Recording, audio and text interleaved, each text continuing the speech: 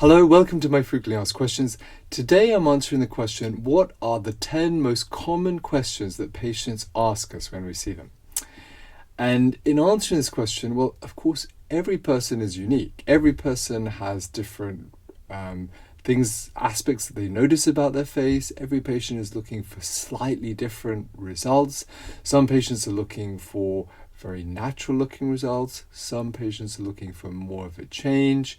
And so there's a lot of individual variation in this. However, there are often common themes where often patients will ask us similar questions.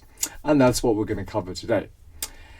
What are those 10 most frequently asked questions? Well, before we go on to that, my name is Dr. Julian De Silva. I'm a London-based oculofacial plastic surgeon, and facial surgery is what I do every day for my patients.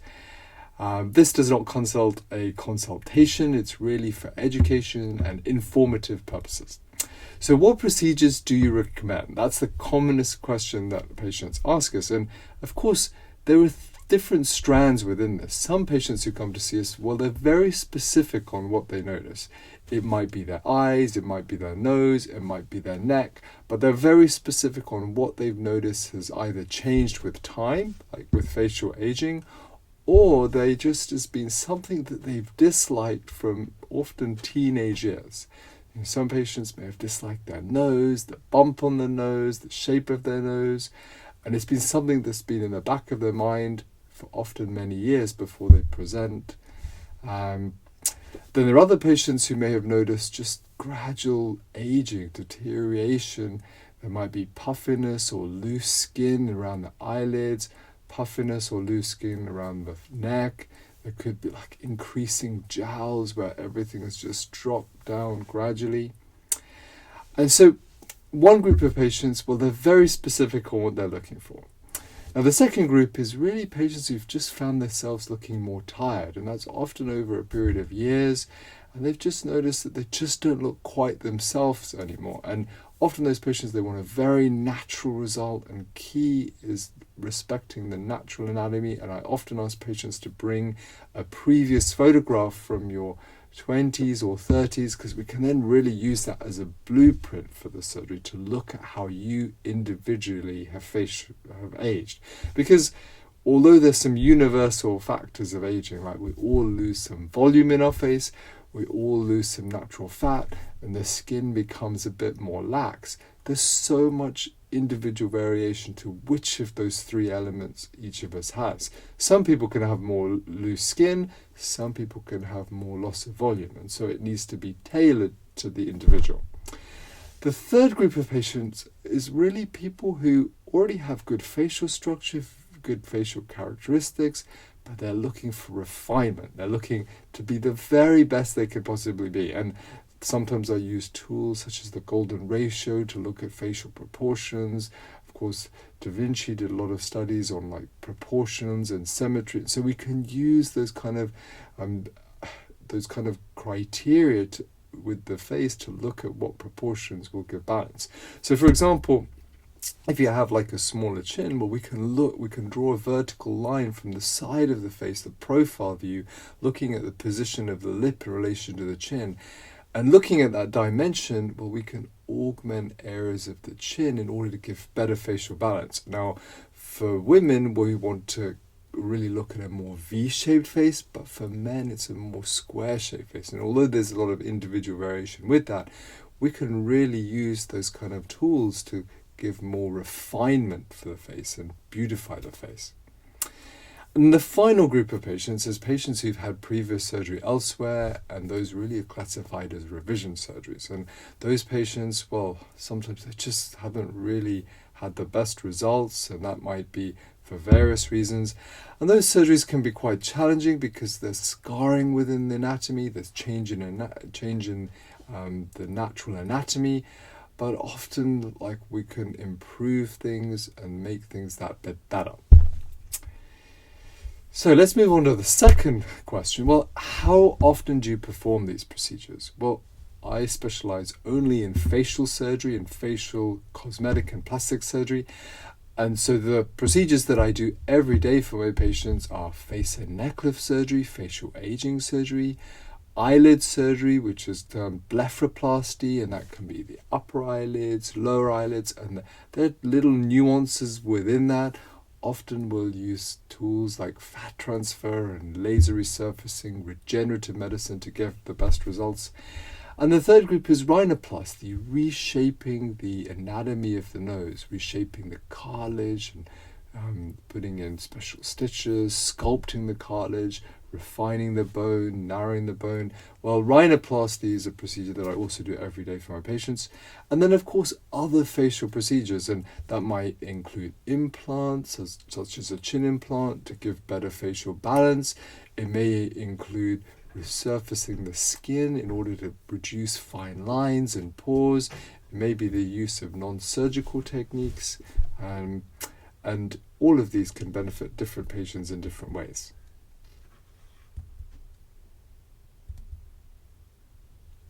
Do you have any before and after photos available? Well, on our website, I have hundreds of photographs of before and after patients having different facial procedures, and that can give you a good guide to the results from surgery. There are some patients who only give me permission to show patients in my clinic, and so once I see patients, I can sometimes show very specific aspects of the face. And in a way, all of us are different. All of us have different facial characteristics, and as people, we all look for someone who looks like us. And some groups or ethnicities of patients are much more kind of conservative and not so keen to share the before and after photographs. And of course, some other patients are much more open about this. And so, yes, before and after photographs are definitely very helpful to patients, and we have many on our website, and some photographs I only show to patients in my office.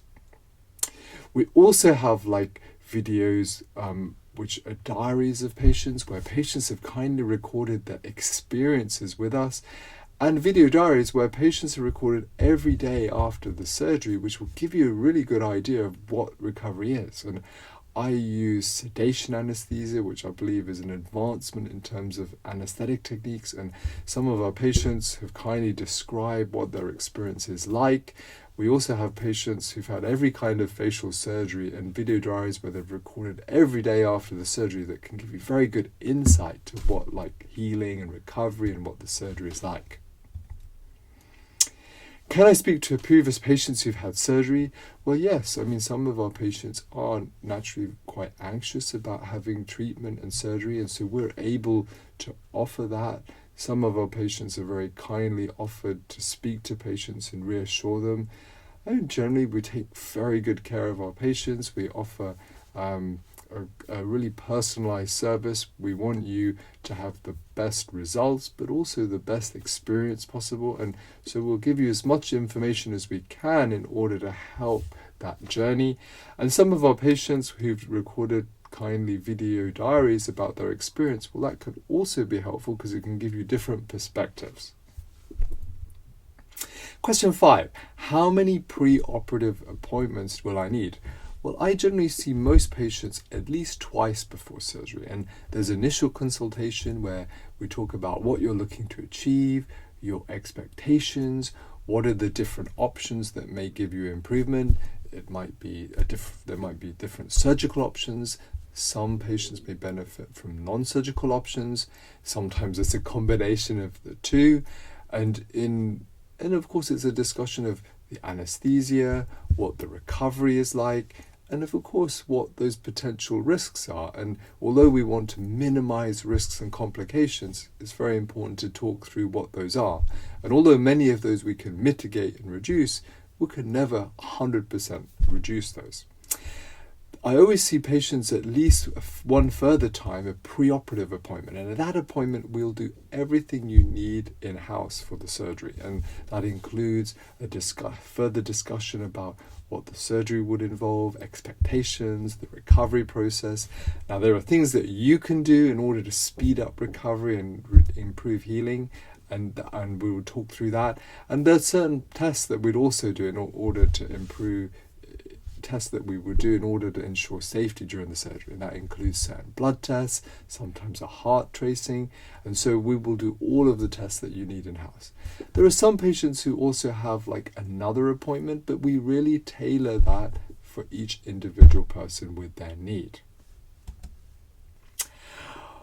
Question 6. What location will the procedure be performed? So at 23 Harley Street, we have a fully specialized clinic and mini hospital where we can do everything you need for the surgery.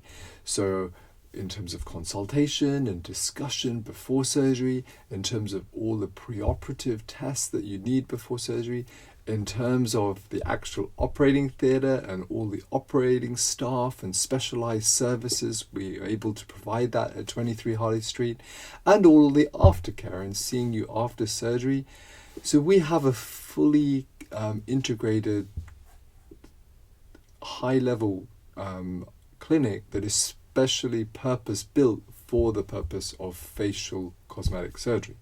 And so you're welcome to come and see the office, and you can see how we perform our surgery for patients, and you can see the facility for yourself.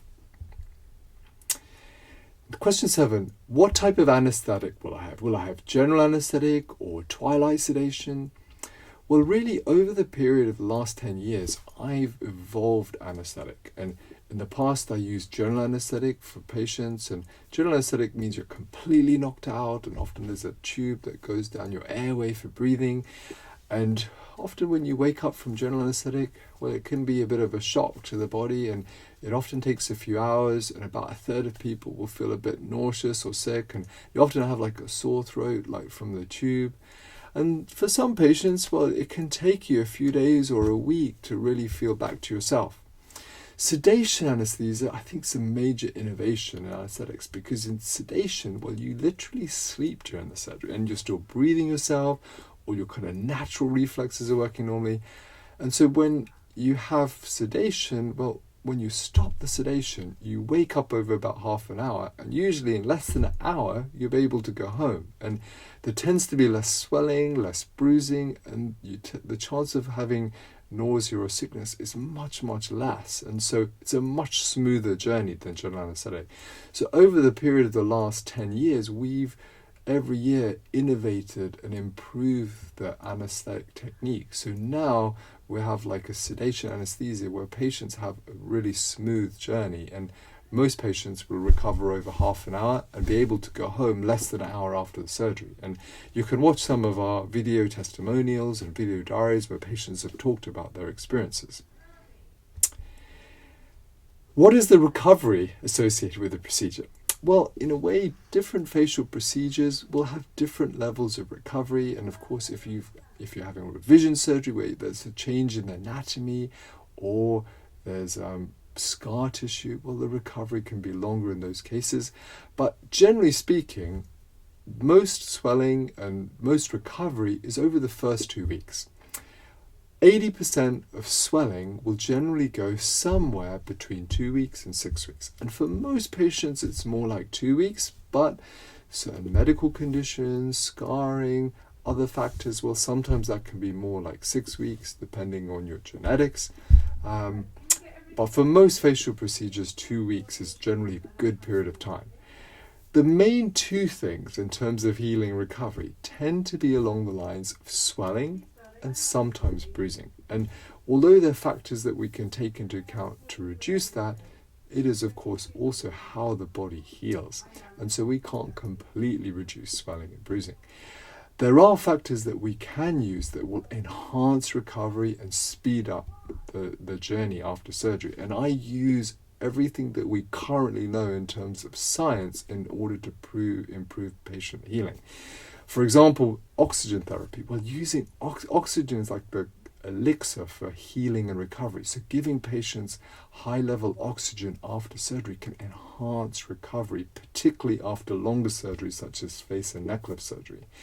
I also use the cutting-edge light therapy, regenerative medicine, and these are tools that really I have worked over the last 10 years to provide my patients the best quality and best recovery of care. Now, not all treatments are going to be important for every patient, but each one has a use for different surgeries and different procedures. Question 9. Is there a medical professional on call to answer my pre- or post-operative questions? Well, many patients who've had surgery elsewhere, and I do revision surgery, are often they've been frustrated by factors such as this. And I personally offer a personalized service to my patients. So I will be there for you if you need me. Now, some doctors have nurses on call and other staff, and sometimes private hospitals will have like what's called an RMO doctor that will cover like on-call services. But for me, I appreciate any patient who has like cosmetic procedure. It's a big decision, and you want the person to be there for you, and that's the service that I offer to my patients. In terms of how long will it be before I see the results? Well, it does depend a little bit on the type of surgery. I mean, for most facial surgery that I do for my patients with sedation anesthesia, with the recovery techniques that I use, most of my patients can see an improvement even at 1 week after the surgery.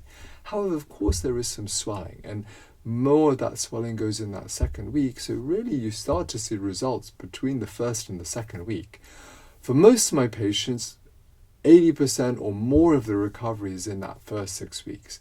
And then the very final result, like maybe the healing of the scars, the healing of the skin, well, that can be as long as 12 months. But you'll see results way before that. So, in summary, the 10 most commonly asked questions by our patients: what procedures would you recommend? Well, we talked about that, like very specific aspects of the face, facial aging, refinement and beautification of the face, and of course revision surgery. How often do you perform facial surgery? Well, every day for my patients. Before and after photographs, well, we have hundreds of before and after photographs of patients on our website. Of course, there's so much individual variation from person to person. Can we speak to a previous patient who has surgery? Absolutely, we would organize that. How many preoperative appointments? Well, for most patients, that's 2.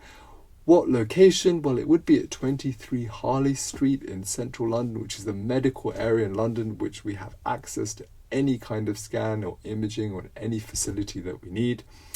Will my procedure require general anesthetic? Well, we've really innovated beyond that to be able to offer patients sedation or twilight anesthesia, which means you can go home less than an hour after the surgery. What is the downtime? Well, for most facial surgery, it's like 2 weeks. Is there a medical professional on call to answer questions? Well, I provide a personalized service for my patients. And how long before I see the results? Well, generally, between 1 and 2 weeks, you'll see the results. So I hope this information has been useful for you. If you have any further questions about this, please do not hesitate to contact me. Thank you for watching.